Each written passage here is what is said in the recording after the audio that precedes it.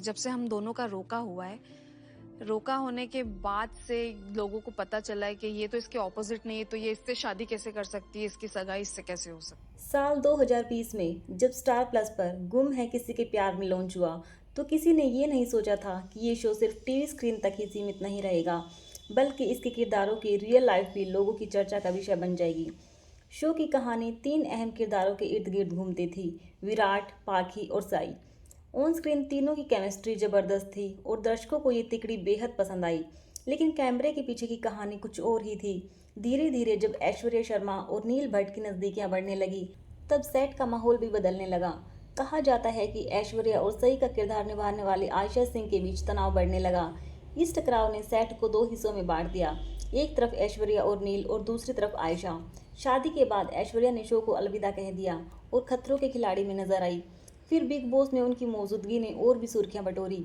वहां भी उन्हें अक्सर दूसरों के साथ बहस करते हुए देखा गया। शुरुआत में ऐश्वर्या के किरदार को नेगेटिव दिखाया गया, लेकिन नील के साथ रिलेशनशिप पब्लिक होते ही उनके किरदार को भी धीरे धीरे पॉजिटिव दिखाया जाने लगा। इस बदलाव को लेकर भी फैंस के बीच काफी नाराजगी देखने को मिली। खासकर जब नील और ऐश्वर्या की सगाई की खबर सामने आई तो सोशल मीडिया पर ऐश्वर्या को लेकर खूब ट्रोलिंग हुई। इसी बीच शो अपनी लोकप्रियता की ऊंचाई छू रहा था और अनुपमा जैसे सुपरहिट शो को टक्कर दे रहा था। लेकिन जब असल जिंदगी की बातें स्क्रीन प्ले को प्रभावित करने लगी तो इसका असर पूरी टीम पर दिखने लगा।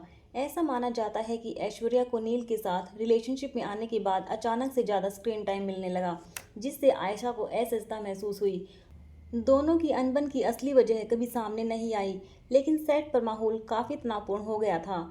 बैक स्टेज पॉलिटिक्स, फैंस की नाराजगी और ऑन स्क्रीन ड्रामा, इन सब ने मिलकर इस शो को एक रियल लाइफ सास बहू सीरियल बना दिया। टेलीविजन शो सात फेरे सलोनी का सफर में राजश्री ठाकुर ने सलोनी का किरदार निभाकर लाखों दिल जीते थे। उनके अपोजिट शरद केलकर मुख्य भूमिका में थे, जिनकी ऑन स्क्रीन केमिस्ट्री ने इस शो को सुपरहिट बना दिया। लेकिन कुछ समय बाद सेट पर माहौल बदलने लगा, जब शरद की रियल लाइफ वाइफ कीर्ति गायकवाड़ को शो में नेगेटिव किरदार में कास्ट कर लिया गया। रिपोर्ट्स की माने तो शूटिंग के दौरान शरद और कीर्ति अक्सर साथ आते थे, देर से आते थे और इसी बात को लेकर राजश्री असहज महसूस करने लगी। यह सब चीजें शो के सेट पर तनाव का कारण बनने लगी। इधर गुम है किसी के प्यार में फेम ऐश्वर्या राय और नील भट्ट की कहानी भी किसी फिल्मी ड्रामा से कम नहीं रही। रियल लाइफ कपल बनते ही दोनों को शो में एक अलग स्पेस मिलने लगा और फैंस ने भी उन्हें लेकर तीखी प्रतिक्रियाएं देना शुरू कर दी। खास तौर पर ऐश्वर्या को उन्हें ट्रोल्स ने निशाना बनाया, कभी उनकी पर्सनैलिटी को लेकर तो कभी उनके बोलने के अंदाज को लेकर। ऐश्वर्या ने कई बार खुद भी कहा कि वो मुंहफट हैं, जो दिल में होता है वही जुबान पर आ जाता है। उन्हें अपनी बातें खुलकर रखना पसंद है और इसीलिए कई बार उनका व्यवहार इगोइस्टिक भी कहा गया। दूसरी तरफ नील भट्ट एक शांत और इंट्रोवर्ट किस्म के इंसान हैं, जिनका नेचर एकदम अलग है। बिग बॉस में जब दोनों एक साथ नजर आए तो ये अंतर और भी साफ नजर आया। सलमान खान ने भी दोनों को कई बार समझाने की कोशिश की, लेकिन बिग बॉस में ड्रामा यही नहीं रुका।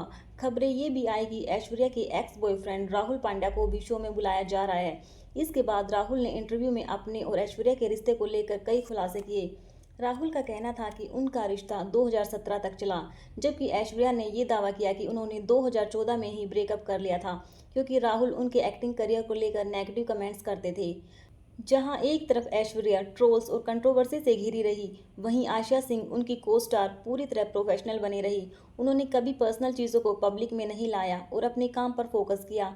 शायद यही वजह है कि आयशा के फैंस आज भी उन्हें दिल से सपोर्ट करते हैं।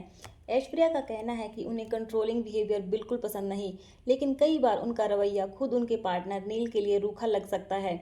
हालांकि ये भी सच है कि हर रिलेशनशिप में दो अलग पर्सनैलिटी होती है, एक एक्सट्रोवर्ट और एक इंट्रोवर्ट, और पब्लिक परसेप्शन हमेशा सही नहीं होता। ऐश्वर्या को इससे फर्क नहीं पड़ता कि लोग क्या सोचते हैं, उन्हें खुद पर पूरा भरोसा है और वो अपने मन की बात कहने से नहीं कतराती। ये आत्मविश्वास उनकी ताकत है। लेकिन कभी कभी ये भी जरूरी होता है कि हम अपनी बात कहते समय दूसरों की फीलिंग्स का भी ध्यान रखें। तो क्या ऐश्वर्या मिसअंडरस्टूड है या सच में बोल्ड और बिंदास? क्या प्रोफेशनलिज्म और पर्सनल लाइफ का मिक्स होना सही है? ये सवाल आज भी लोगों के मन में है।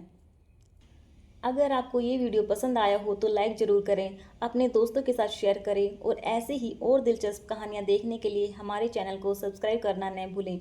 आपके एक एक लाइक और शेयर से हमें और भी बेहतरीन कंटेंट लाने की प्रेरणा मिलती है। और हाँ, बेल आइकन दबाना मत भूलिए, ताकि जब भी हम नया वीडियो लाएं आपको सबसे पहले पता चले।